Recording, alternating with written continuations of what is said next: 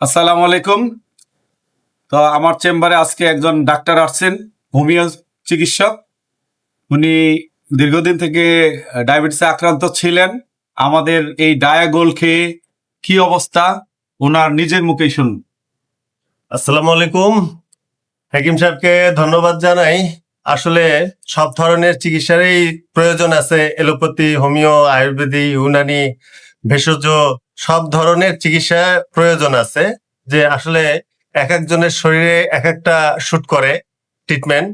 তো সেক্ষেত্রে দেখা যায় যে আমি এখন সুস্থ আছি, ওনার অল্প দিনের ট্রিটমেন্টে অনেক ভালো আছি।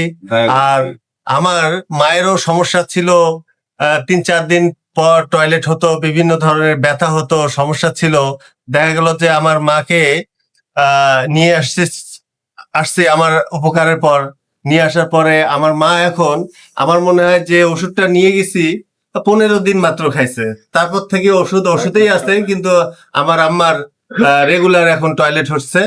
তো সকলকে ধন্যবাদ জানাই যে আসলে এই হাকিম সাহেবের ট্রিটমেন্টের বদৌলতে, সহযোগিতায়, এনার কথার ইয়েতেই আমার মা এবং আমি এবং আমার যে বন্ধু সার্কেল আছে, আমার ভাগ্নি জামাই আছে, এনারা সকলেই উপকৃত হয়েছে। তো সকলকে ধন্যবাদ জানাচ্ছি। আসসালামু আলাইকুম। ধন্যবাদ ডক্টর জিয়া।